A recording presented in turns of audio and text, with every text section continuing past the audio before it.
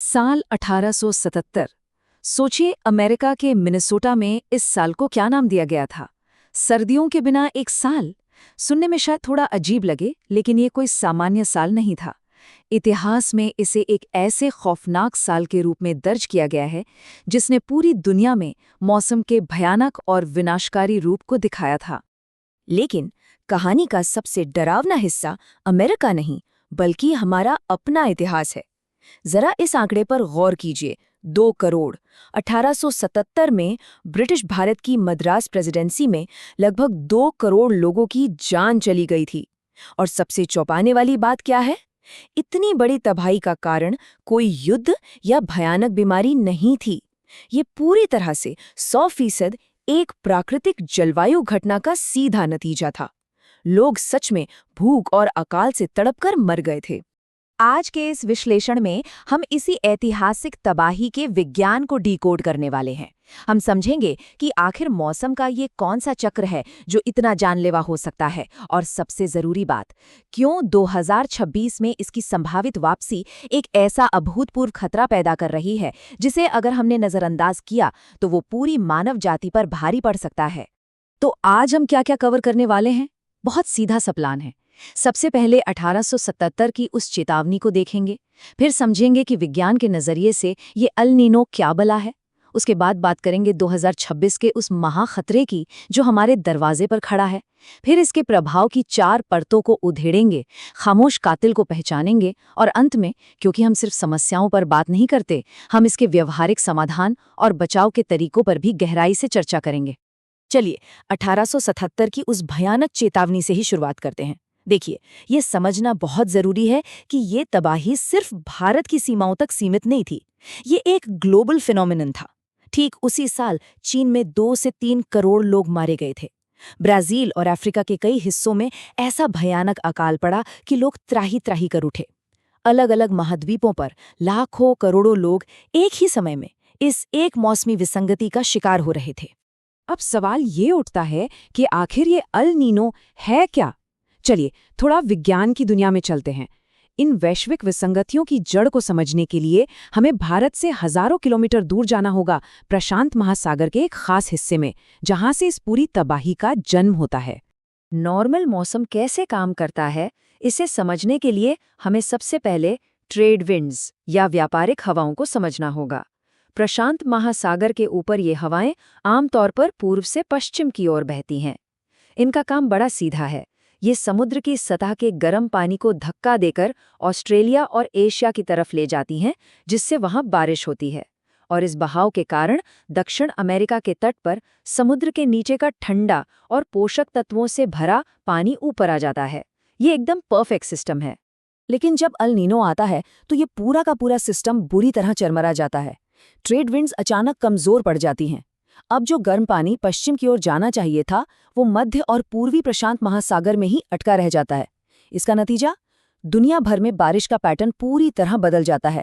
और हमारे लिए इसका मतलब है भारत में मानसून का कमजोर होना और भयंकर सूखे का आना। खैर, ये तो हुआ विज्ञान। अब आते हैं आज के संदर्भ पर और उस महाखतरे पर जो 2026 में हमारा इंतजार कर रहा है। दुनिया के प्रमुख मौसम विज्ञान केंद्रों ने एक बहुत ही गंभीर चेतावनी जारी की है।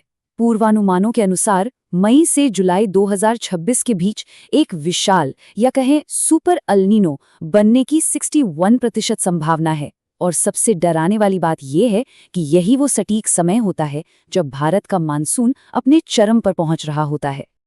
अब जरा इस नंबर को देखिए, 2.9 डिग्री सेल्सियस। दिखने में शायद ये आंकड़ा छोटा लगे, लेकिन इसका मल्टीप्लायर इफेक्ट बहुत खौफनाक है। बात ऐसी है कि जलवायु परिवर्तन के कारण पृथ्वी का बेसलाइन तापमान पहले ही 1.4 डिग्री बढ़ चुका है। अगर इसमें अल नीनो का 1.5 डिग्री का संभावित उछाल और जुड़ जाए तो ये सीधा 2.9 डिग्री सेल्सियस की ऐतिहासिक वृद्धि बन जाता है। इसे ऐसे समझिए, ये बिल्कुल वैसा ही है जैसे 40 डिग्री की भयंकर गर्मी से तप रहे एक कमरे में किसी ने फुल स्पीड में हीटर चालू कर दिया हो। तो इस हीटर का हमारी रोजमर्रा की जिंदगी पर क्या असर होगा? चलिए इसके प्रभाव की 4 अलग अलग परतों को समझते हैं जो सीधे हमारे समाज और अर्थव्यवस्था पर प्रहार करेंगी। ये सब कुछ एक चेन रिएक्शन की तरह काम करता है।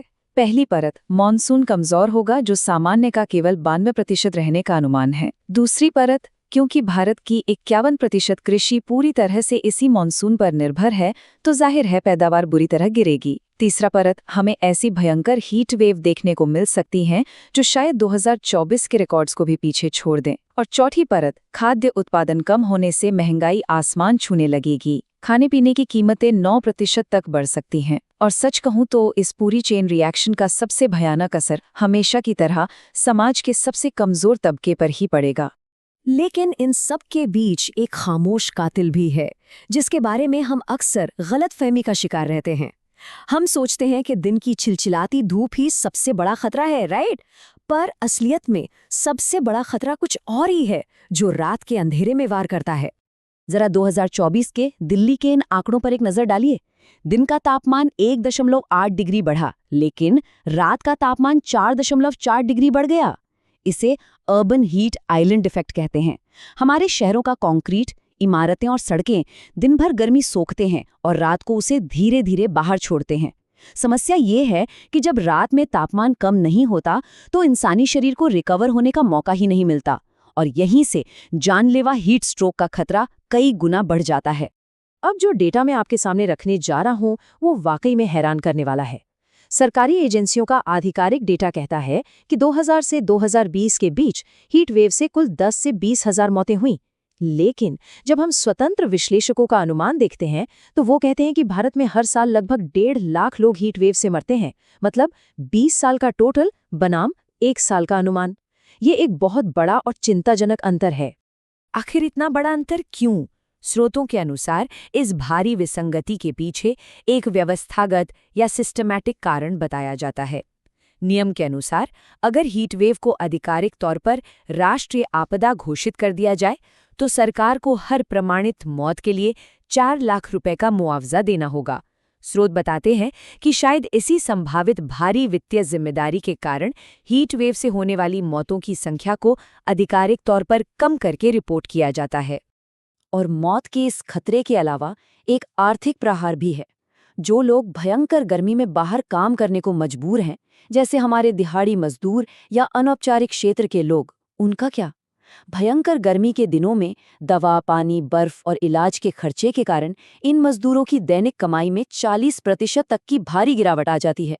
ये गर्मी सिर्फ पसीना नहीं निकालती, सीधे तौर पर उनकी आजीविका छीन लेती है। खैर, तस्वीर तो काफी डरावनी है, लेकिन क्या हम बस हाथ पर हाथ धरे बैठे रह सकते हैं? बिल्कुल नहीं। अब इस विश्लेषण के सबसे महत्वपूर्ण हिस्से की ओर बढ़ते हैं, वो व्यावहारिक समाधान और बचाव के तरीके, जिन्हें हम मैक्रो और माइक्रो दोनों स्तरों पर अपना सकते हैं। सबसे पहले तो हमें अपने विकास के मॉडल का एक बहुत बड़ा विरोधाभास समझना होगा। आज विकास परियोजनाओं के नाम पर पुराने, घने और प्राथमिक जंगलों को बहुत तेजी से काटा जा रहा है। डेटा साफ दिखाता है कि हम कितनी बेरहमी से इन जंगलों का सफाया कर रहे हैं। और इसकी भरपाई कैसे हो रही है, ये कड़वी सच्चाई देखिए। हर 18 वर्ग किलोमीटर काटे गए पुराने पेड़ों के बदले केवल 1 वर्ग किलोमीटर नए पेड़ लगाए गए हैं। स्रोतों में मुंबई के मैंग्रोव और हसदेव के जंगलों को काटने का उदाहरण दिया गया है। जब हम सदियों पुराने पेड़ों को काटकर छोटे पौधे लगाएंगे तो हमारे शहरों में गर्मी लगातार क्यों नहीं बढ़ेगी? ये कोई रॉकेट साइंस नहीं है। तो हम व्यक्तिगत स्तर पर क्या कर सकते हैं? सबसे अहम बात, एक नया पौधा लगाना अच्छी बात है, लेकिन एक पुराने और परिपक्व पेड़ को कटने से बचाना कहीं अधिक असरदार है। इसके अलावा गर्मियों में ORS का उपयोग करके खुद को हाइड्रेटेड रखना बेहद जरूरी है। और हाँ, तेज धूप में काम करने वाले कमजोर मजदूरों को थोड़ा पानी और छांव देकर उनकी मदद जरूर करें। ये छोटी छोटी बातें जान बचा सकती हैं। अब अगर हम थोड़े बड़े लेवल की बात करें तो गर्मी से बचने के लिए हम सबसे ज्यादा क्या इस्तेमाल करते हैं? Air conditioner. लेकिन हमारे देश की ग्रिड की 70% बिजली आज भी कोयला जलाकर आती है। इसका सीधा मतलब है, जितनी ज्यादा AC चलेगी उतना ही ज्यादा कोयला जलेगा, उतना ही ज्यादा एमिशन होगा और गर्मी फिर से और बढ़ेगी। ये एक अंतहीन दुष्चक्र है। और इस दुष्चक्र को तोड़ने का एक बहुत ही बेहतरीन और व्यावहारिक तरीका है स्वतंत्र सौर ऊर्जा या सोलर पावर को अपनाना। आज दुनिया भर में सोलर पैनल की कीमतों में भारी गिरावट आई है। इसे अपनाकर हम न केवल पावर ग्रिड और कोयले पर अपनी निर्भरता कम कर सकते हैं, बल्कि अपने व्यक्तिगत कार्बन फुटप्रिंट को भी काफी हद तक घटा सकते हैं। अब इस पूरे विश्लेषण को खत्म करने से पहले एक बहुत ही गंभीर सवाल जो मैं आपके लिए छोड़ना चाहता हूं। अगर आज हमने मिलकर कोई ठोस कदम नहीं उठाया तो क्या 2026 में जन्म लेने वाले बच्चों के लिए 45 डिग्री का तापमान ही गर्मियों की नई सामान्य स्थिति बन जाएगा? क्या आने वाली पीढ़ियां कभी जान पाएंगी कि एक सामान्य सुहावनी गर्मी असल में कैसी होती थी? इस पर विचार जरूर कीजिएगा।